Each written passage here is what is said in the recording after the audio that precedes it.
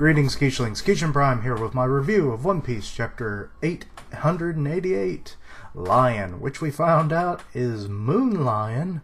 Why just Lion then? I guess Moon Lion would have been too much of a giveaway, but this is fine. The cover story, Ideo's group, they're continuing to sail, and Ideo, for some reason, I thought it was odd, even during my reaction, was he just now decided to become a pirate, even though he's been part of a pirate alliance already. Odd. Luffy returns to the mirror world at the start of the actual start of the chapter. He faces down Katakuri. Katakuri's like, no one's gonna laugh if you decide to run away. I mean, this is me we're talking about here. He asks Luffy if it's like, have you chosen to die or over the shame? Or over shame? Or have you come to just beg to join us? You know, kind of avoid that trouble there. Luffy proclaims he will beat him, so maybe he has a plan or he's already figured out what to do to fight him. I don't know. I doubt he's unlocked any level of higher version of observation hockey, so who knows. But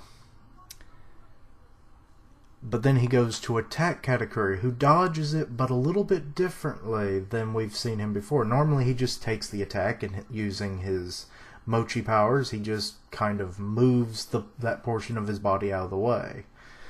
Well, he actually physically bent back to dodge, which he's not done before, so maybe Luffy did do something. I didn't notice that on my reaction. So, anyway, back with the Straw Hats, the Tart fleet is firing homie cannonballs, which are easily tricked when Nami's like, hey, the Straw Hats are over that way. On one of the ships, which is commanded by the 26th Son,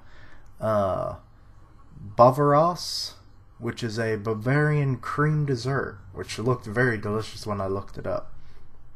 Also, when I was rereading, he looks like King Elizabello.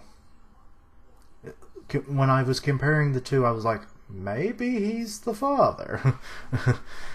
You know, from the Dressrosa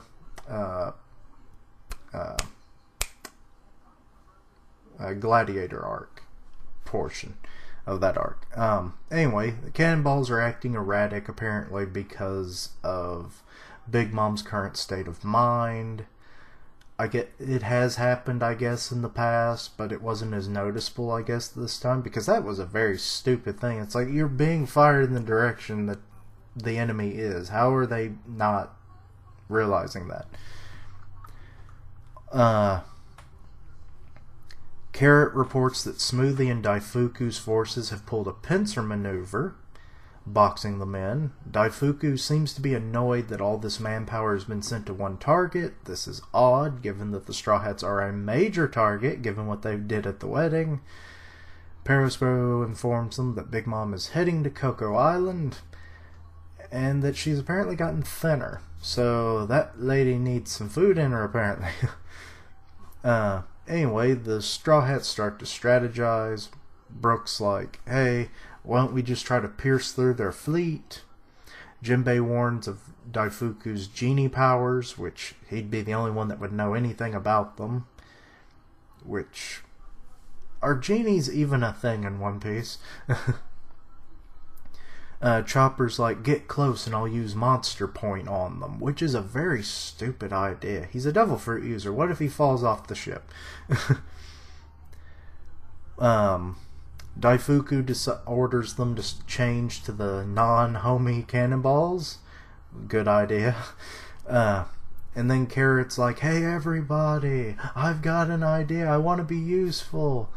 And she mentions that she's a musketeer just like Pedro, and that she will be of help in this regard. And she stares up at the moon and starts to transform. Jinbei's like, you were trained in Sulong, which means Moon Lion, where the title comes from.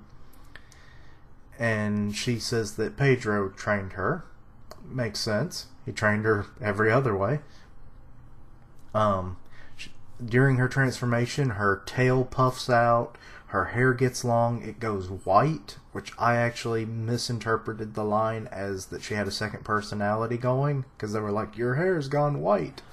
My mistake. But, so then the others start to remember Inarashi's words about the true power of the minx. They now see it. One of Daifuku's crewmates was like, Lord Daifuku, the full moon, they have a mink on their side. Which, then we get to see what all the hubbub's about, because she darts off, which I'm wondering is some form of primitive skywalk. Because she basically flies, and then maneuvers mid-air to dodge attacks. So, then lands on the deck, starts quickly taking out all the cannon fodder characters, and then quickly dispatches with their helm, ripping it from the deck itself and just holding it like it was nothing. That has to be 50 or so pounds of wood right there. So Carrot is a strong one in this form. And she just smiles so nicely at the end, and Chopper was looking on the whole time, and he's like, where's my little buddy Carrot? Because completely different than anything they've seen her do up to this point. And now their ship is just going to drift off. So if she does this to like a few more ships, I do see Brooke's idea of piercing through the fleet as a stronger possibility. Because it'll open up and it just makes havoc for them anyway. So, yeah. Overall, the chapter was very enjoyable. I love a Super Saiyan 3 Carrot, or Kakarot, if you get that reference. But anyway, thank you for watching. Like, comment, and subscribe, and I'll see you next time. Qiushlings, roll out.